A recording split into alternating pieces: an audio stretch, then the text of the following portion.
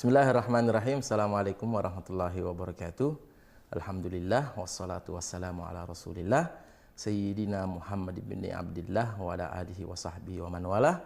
Sahabat pemirsa podcast Masjid Istiqlal dimanapun Anda berada, kembali lagi bersama kami Diklat Masjid Istiqlal dengan LDPBNU serta media Masjid Istiqlal.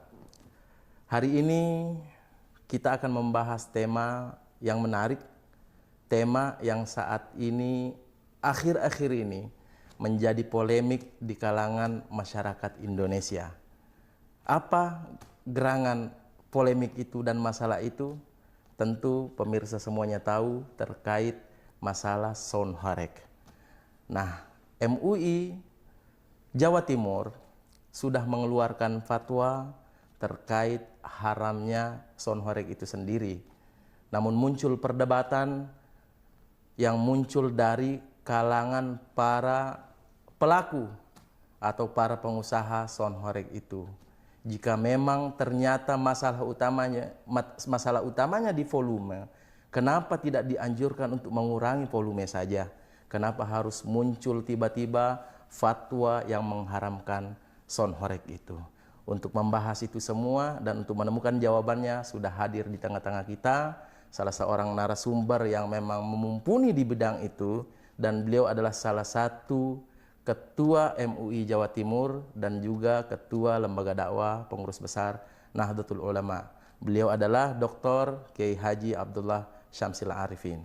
Bagaimana kabar Kiai? Alhamdulillah baik, fi sihatin wa afiat. Alhamdulillah sehat selalu Kiai, keluarga sehat Kiai? Alhamdulillah sehat. Baik Kiai, jadi untuk hari ini terkait masalah sound horeg ini Kiai, yang lagi marak dibahas, yang lagi ramai karena menjadi polemik di tengah-tengah masyarakat.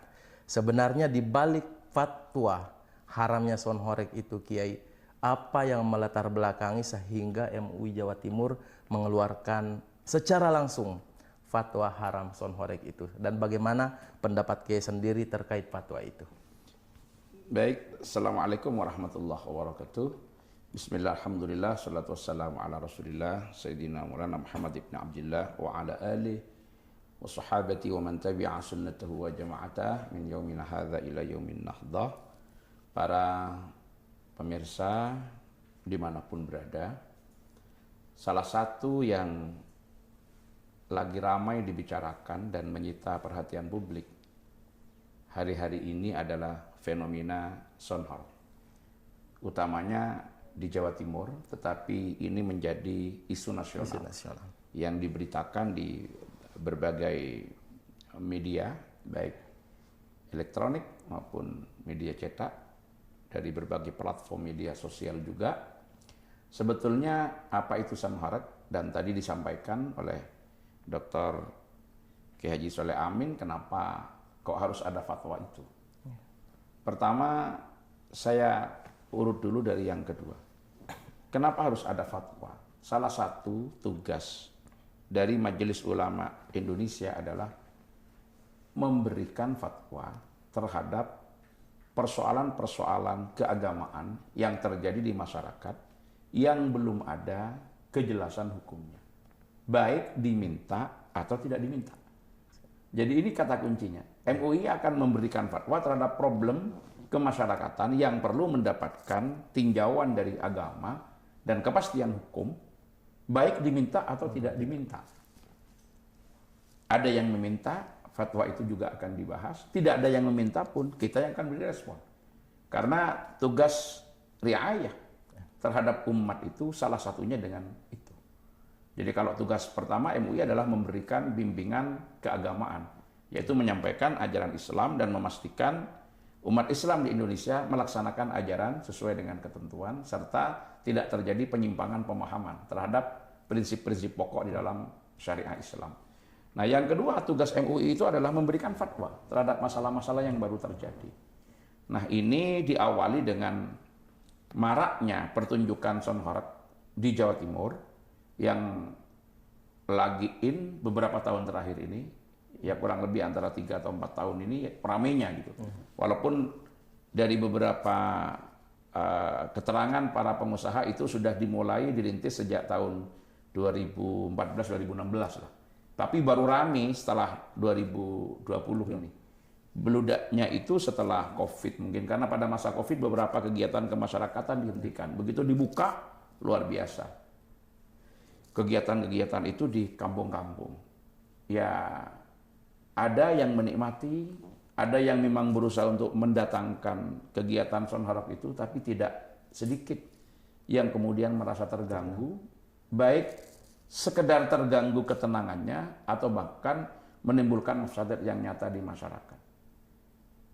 Seperti orang-orang yang kemudian tidak tahan dengan suara keras karena ada di antara mereka yang mengalami penyakit jantung dan ada anak-anak kecil. Kemudian juga yang tidak kalah pentingnya itu adalah penjagaan kesehatan telinga, karena sudah nyata-nyata banyak yang merasa terganggu pendengarannya. Dan salah satu dampak yang tampak itu adalah kerusakan-kerusakan secara fisik. Jadi ketika pertunjukan Sonhorok itu dilaksanakan di satu tempat, genteng pecah, kaca pecah. Saking kerasnya suaranya. Saking kerasnya suaranya. Bahkan ketika masuk dengan susunan salon dan subwoofer yang tinggi, kemudian terhalang dengan gapura, gapuranya itu dipugar. Walaupun ada dalih bahwa mereka setelah itu memperbaiki, mengganti, dan lain sebagainya. Akhirnya di salah satu pesantren di Jawa Timur, tepatnya di Besuk, di Pasuruan, melalui FSM. FSM itu adalah Forum 1 Muharram, di mana ada kebiasaan di pesantren itu setiap tanggal 1 Muharram melakukan kegiatan Bahsul Masail. Bahsul Masail itu adalah tradisi membahas persoalan-persoalan keagamaan di tengah-tengah masyarakat. Jadi nanti pembagiannya ada yang maudhu'iyah, ada yang kononiyah, dan lain sebagainya. Nah, dibahaslah salah satunya Sonhorok. Kemudian diberikan keputusan di Besuk Pasuruan itu bahwa Sonhorok hukumnya adalah haram, mutlak. Haram mutlak, itu di Pasuruan. Tidak ada toleransi. Tidak ada tafsil. Kalau dalam bahasa Bahsul Masail itu, dalam bahasa fikih tidak ada tafsil. Baik mengganggu atau tidak. Itu keputusan di Pasuruan, dan keputusan ini sudah beredar di mana-mana. Dan dasar utamanya apa itu? Dasar utamanya yang pertama berangkat daripada takrif yang kemudian ditetapkan di situ ada mulazim. Jadi apa yang disebut dengan Sonhorok itu? Ini dulu pertama. Di pesantren di Pasuruan itu sepakat para musyawirin bahwa yang disebut dengan Sonhorok itu adalah son yang bervolume tinggi, yang di atas rata-rata, yang karena tingginya volume itu dapat menimbulkan getaran. Yang getaran itu kemudian bisa bikin dada dredeg gitu lah. Karena nama khorok itu dari bahasa Jawa, termasuk menghancurkan genteng, memecah kaca, dan lain sebagainya, yang umumnya ketika pertunjukan Sonhorok itu dilaksanakan akan mengundang orang-orang untuk berjoget, para dancer untuk menari, kemudian terjadi ikhtilat bainar rijal wan nisa, antara laki-laki dan perempuan, dan setelah itu akan diikuti juga dalam tanda petik dengan mabuk-mabukan dan lain sebagainya. Maka hasil keputusan Bahsul Masail di Pasuruan itu menyatakan bahwa Sonhorok ini haram mutlak tanpa ditafsir, baik itu mengganggu atau tidak. Nah, kenapa sekarang harus sampai kepada keputusan itu? Bukankah larangannya hanya karena mengganggu? Tidak. Yang dilihat oleh Forum Bahsul Masail yang di Pasuruan itu karena di situ ada syiarul fusaq. Itu menjadi mulazim. Jadi Sonhorok itu identik dengan syiarul fusaq. Ada syiar bagi orang-orang yang bermaksiat, orang-orang fasik yang berkumpul di situ. Indikatornya apa? Dancer, kemudian membuka aurat, ikhtilat bainar rijal wan nisa, kemudian apa namanya, mabuk-mabukan dan lain sebagainya. Berarti sebenarnya ditinjau dari kajian usul fiknya mafsadahnya lebih besar. Iya, mafsadahnya lebih besar, tapi ini masuknya ke dalam konteks penyelesaiannya ada di ta'rif. Jadi ketika anasir itu tidak ada, ya berarti dia bukan son horeg. Jadi ketika diberi nama son horeg, maka penamaan itu dalam hakikat istilahnya itu kan ma yatabadaru al-fahmu ilaihi inda nutqi. Jadi ketika kalimat itu diucapkan, maka asosiasi pikiran dan pandangan orang akan kembali ke situ. Nah, kemudian ada pertanyaan, kenapa haram mutlak ketika tidak ada ida? Kalau seumpama keputusan Basul Masail, ini saya bicara masih yang di Pasuruan, sebelum MUI. Kalau di dalam keputusan Basul Masail itu dikatakan begini, bahwa son horeg ini diharamkan kalau mengganggu, sehingga kalau tidak mengganggu tidak diharamkan, maka sekarang contoh kasusnya adalah pertunjukan son horeg dilaksanakan di tengah hutan atau di lapangan yang jauh dari pemukiman penduduk. Sehingga yang datang ke sana memang orang-orang yang sudah siap untuk menonton itu. Tetapi pertunjukan itu identik dengan tari-tarian, dengan membuka aurat, dengan percampuran laki-laki dan perempuan yang tanpa batas, dengan minum-minuman. Maka kalau tadi ditafsir, apabila mengganggu haram, apabila tidak mengganggu tidak haram, apakah ketika dilaksanakan di tengah hutan atau di lapangan yang jauh dari pemukiman, ini hukumnya menjadi boleh? Maka disitulah kemudian kemutlakan yang diambil oleh, yang diputuskan di forum itu, di Pasuruan. Nah, kemudian bergeser ke MUI. Di MUI ada perbedaan sedikit dengan keputusan forum 1 Muharram di Pasuruan. Dan perbedaan itu beberapa kali saya tegaskan adalah perbedaan yang bersifat jauhar, bukan perbedaan yang bersifat, perbedaan yang bersifat sakli, bukan jauhari. Hanya beda bentuk saja. Secara jauhar itu sama sebetulnya. Hanya beda di dalam memberikan definisi. Sehingga di dalam keputusan MUI itu ada beberapa klausul yang disampaikan, ini saya sampaikan. Yang pertama, ketentuan hukum yang dikeluarkan oleh MUI memanfaatkan kemajuan teknologi audio digital dalam kegiatan sosial budaya dan lain merupakan sesuatu yang positif selama tidak bertentangan dengan perundang-undangan dan tidak menyalahi prinsip syariat. Ini keputusan. Yang kedua, setiap individu memiliki hak berekspresi selama tidak mengganggu hak seseorang lain. Akhirnya jelas. Yang ketiga, masuk kepada son horeg. Penggunaan son horeg dengan intensitas suara melebihi batas wajar, seperti tertera dalam konsideran. Konsiderannya ini adalah son horeg adalah sistem audio yang mempunyai potensi volume tinggi. Biasanya fokus pada frekuensi rendah, kepada bass. Istilah horeg berasal dari bahasa Jawa yang berarti bergetar atau bergerak.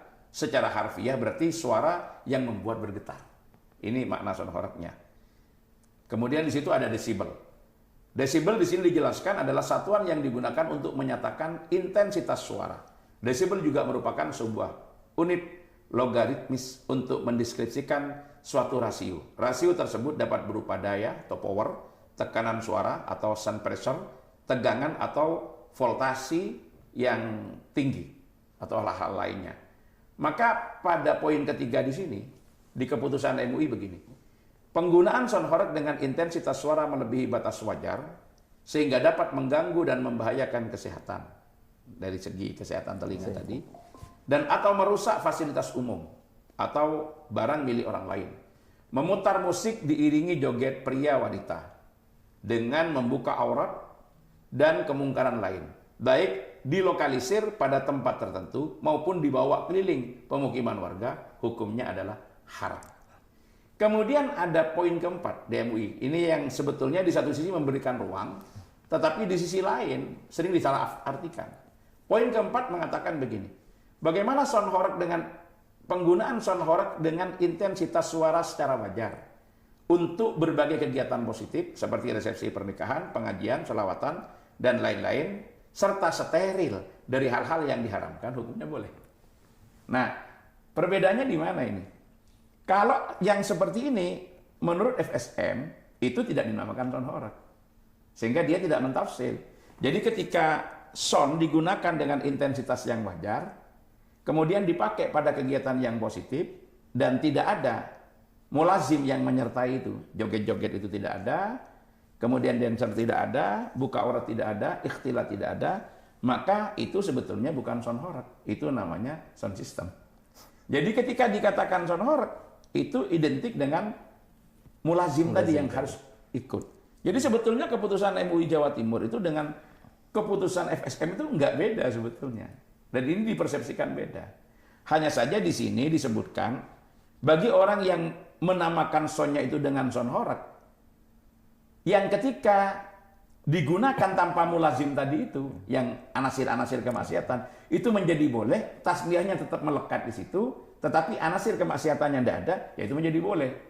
Jadi ini sebetulnya adalah sering disebut dengan siasah ya dalam hal ini untuk kemudian biar para pengusaha itu juga terakomodir, tetapi menghindari penggunaan yang dilarang oleh syariat. Walaupun dalam pandangan Pasuruan, hasil keputusan Basul Masail, kalau sudah seperti itu ya dia sudah bukan sound horeg, dia sudah menjadi sound system. Tapi kan para pelaku usaha mengatakan ya disewanya, dicarinya oleh masyarakat ya karena horegnya itu. Dan horeg itu tidak sekedar pada getaran suara sebetulnya, yang identik dengan mulazim itu. Jadi kalau saya contohkan begini, ya Soleh Amin, walaupun tidak persis dengan ini, saya contohkan tentang khomer misalkan.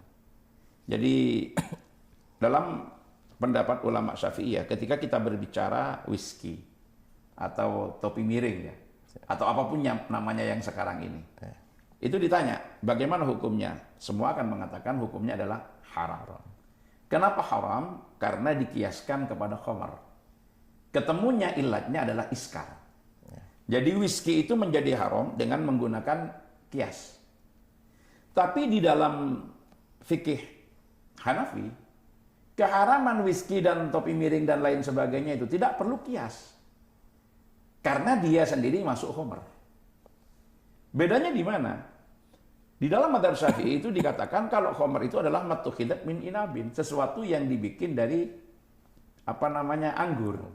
Yang tidak dibikin dari anggur, maka dia tidak masuk khomer. Sehingga whisky topi miring tidak bisa disebut khomer.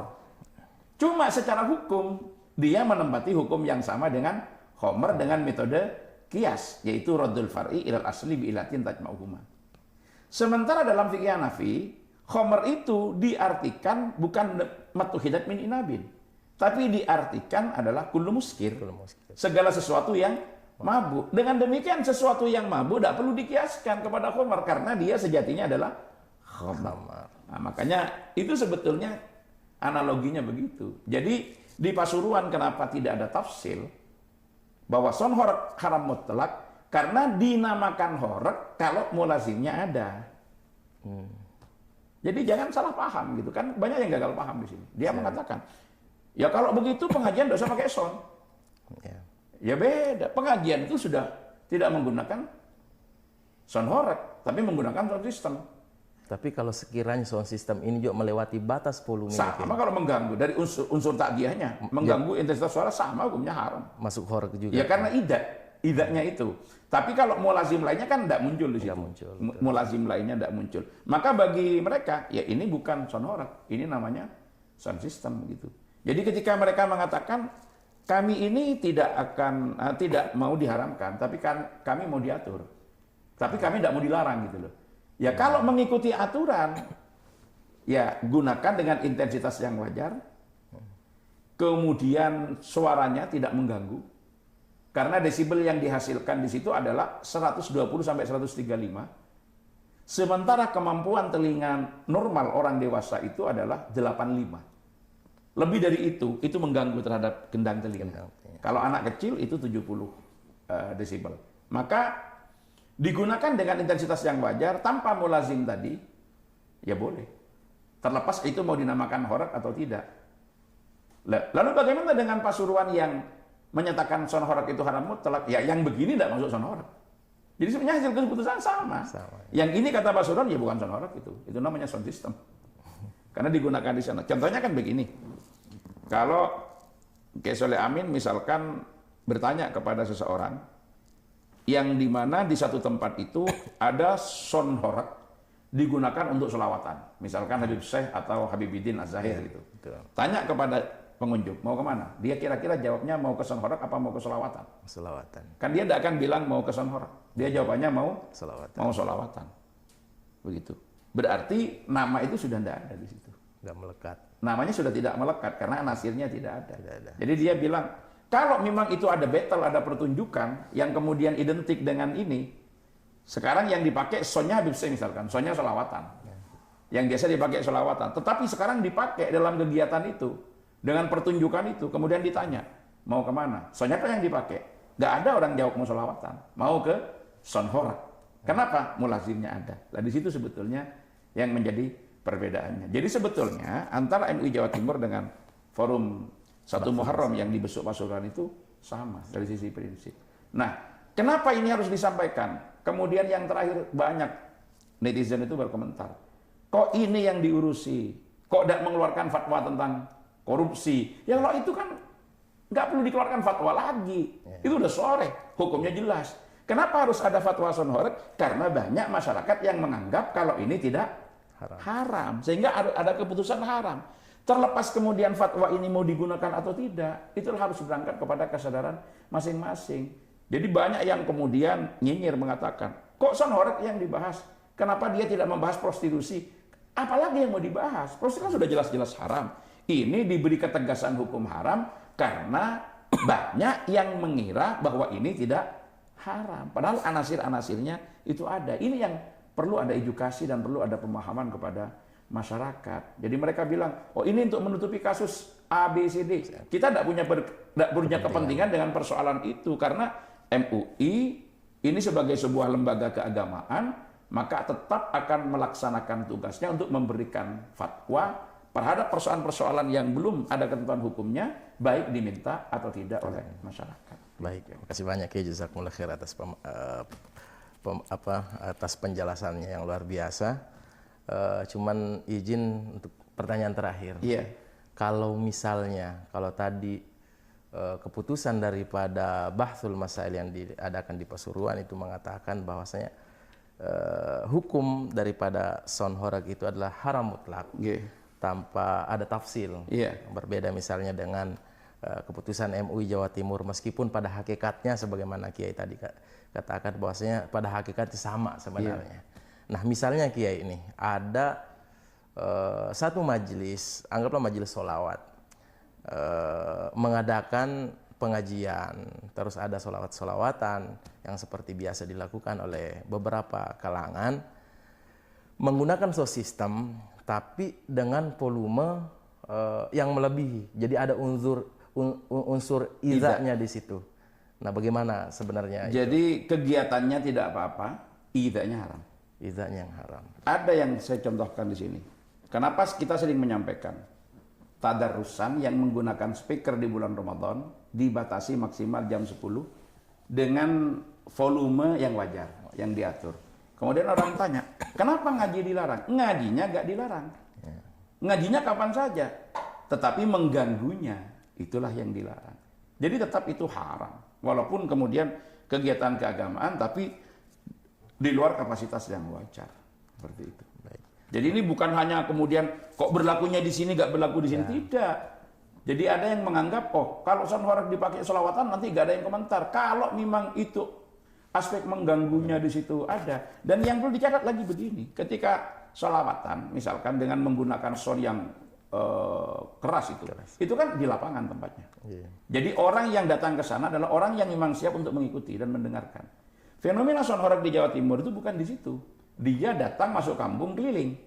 Ketika masuk kampung keliling, bisa jadi yang dilewati itu ada orang sakit. Yang dilewati ada orang yang tidak siap dengan suara keras. Kalau itu dilaksanakan di lapangan, kemudian datang ke sana, memang orang sudah menyiapkan diri untuk datang ke sana. Jadi aspek idah itu bisa dihilangkan dari situ. Aspek mengganggunya bisa dihilangkan, tapi aspek kesehatannya masih ada, Kiai. Iya, mereka yang tidak menyadari itu. Jadi kalau seperti itu kan tetap kita rekomendasikan bahwa penggunaan di dalam sholawatan apapun itu ya harus tetap dalam penggunaan yang tidak melampaui terhadap desibel yang direkomendasikan oleh WHO, yaitu di bawah 85. Baik, Kiai. Iya. Baik, terima kasih banyak, Kiai. Luar biasa pertemuan kita pada siang hari ini. Terakhir, Kiai, mohon izin untuk memberikan pesan kepada seluruh masyarakat Indonesia terkait polemik ini, polemik sound horeg ini. Bagaimana seharusnya masyarakat Indonesia bersikap? Ya, artinya harus ada sikap husnudzon kepada berbagai macam lembaga yang ada di Indonesia ini. Kemudian pemahaman hukum itu bukan dikaitkan dengan saya setuju atau tidak. Tetapi itu dibahas oleh para ahlinya yang memang memiliki otoritas untuk melakukan kajian itu. Sehingga sekarang yang beredar di masyarakat, kalau ini saya mau, kalau ini saya tidak mau. Hukum itu tidak kemudian ditentukan halal haramnya berdasarkan orang mau atau tidak. Tetapi didasarkan kepada dasar-dasar yang dapat dipertanggungjawabkan dengan metodologi yang benar. Kalau kita sebut dalam usul itu adalah proses istimbat yang sesuai dengan ketentuan. Jadi ketika hasilnya tidak sesuai dengan hawa nafsunya kemudian akan menolak, ya tidak begitu kita menerima hukum. Yang kedua, fenomena-fenomena seperti ini jangan sampai menjadi pemicu pecah belahnya umat. Sehingga ambillah hikmahnya, kemudian tetap masing-masing harus menyadari pada posisinya sendiri-sendiri. Dan yang paling penting itu yang tidak punya kapasitas kemampuan untuk membahas, jangan membahas. Kita tidak mengabaikan bahwa banyak para tokoh yang sama-sama memiliki kontribusi besar di dalam kehidupan berbangsa dan bernegara. Kalau kemampuannya adalah menuntun umat menuju Allah dengan pendekatan spiritual, dengan berzikir, seperti kiai-kiai tarekat, yang dalam tanda petik tidak memiliki keahlian di bidang itu. Karena beliau tidak harus punya keahlian di bidang ini. Maka laksanakan tugasnya melakukan pembimbingan kepada umat melalui riyadhah, melalui pendekatan spiritual, tetapi tidak usah menyentuh aspek hukum, apalagi memfatwakan sesuatu yang memang jelas-jelas justru akan menunjukkan dalam tanda petik penilaian orang akan tahu akan kebodohannya. Kalau kemudian dia punya kemampuan di dalam berceramah, yang ceramahnya menarik, justru banyak manfaat yang dapat diterima oleh umat, menyatukan umat, memberikan kesadaran keberagamaan, tetapi sekali lagi tidak punya kapasitas pada persoalan ini, maka dia jangan berbicara pada persoalan ini. Jadi sekarang ini yang terjadi ini memang fitnah akhir zaman, di mana banyak orang alim dicaci maki oleh orang bodoh. Dan Imam Syafi'i sendiri menyatakan, ma jadaltu aliman illa walabtuhu wa ma jadalani jahilun illa walabni. Saya tidak pernah berdebat dengan orang ahli ilmu kecuali saya menang argumen. Tapi saya tidak pernah didebat oleh orang bodoh kecuali saya kalah, kata Imam Syafi'i. Tapi kalahnya kan kalah eker-ekeran dan kalah otot-ototan gitu. Jadi Imam Syafi'i itu tidak kuasa kalau menghadapi orang bodoh. Saya kira semuanya harus berada pada tempatnya masing-masing dan kita tidak menuntut kok satu ulama dengan satu tugas itu untuk menguasai pada bidang-bidang secara keseluruhan. Tapi yang paling penting sadar diri. Yang tidak punya kapasitas jangan ikut berkomentar. Baik, terima kasih banyak atas pemaparan yang luar biasa. Jadi terakhir para pemirsa dimanapun Anda berada, terkait polemik yang saat ini, pesan dari beliau bahwasanya kita ambil hikmahnya. Bagi yang tidak memiliki kapasitas di situ untuk berfatwa atau komentar, mending memilih untuk berdiam. Jangan komentar yang nanti menghasilkan atau membuahkan perpecahan di antara kalangan umat itu sendiri, atau bisa menjadikan umat itu kebingungan yang mana yang benar dan mana yang salah. Bagi yang tidak punya kapasitas, mending untuk berdiam diri dan lebih tepatnya untuk berhusnuzon. Nggak usah ikut mencampuri, nggak usah ikut berkomentar, sehingga nanti ternyata mafsadanya jauh lebih besar. Terima kasih banyak Kiai. Sama-sama. Atas waktunya, luar biasa. Terakhir, sahabat pemirsa podcast Masjid Istiqlal, kolaborasi dengan LDPBNU dan media Masjid Istiqlal. Kedepannya akan masih bersama dengan kita dan bersama dengan Ketua LDPBNU Dr. Kiai Haji Abdullah Syamsul Arifin. Bagi sahabat-sahabat pemirsa yang sekiranya punya pertanyaan ataupun punya usulan untuk tema apa lagi akan kita angkat pada pembahasan selanjutnya, silahkan komen di bagian komentar. Hadza minna wallahul muwaffiq ila aqwamit thoriq. Assalamualaikum warahmatullahi wabarakatuh.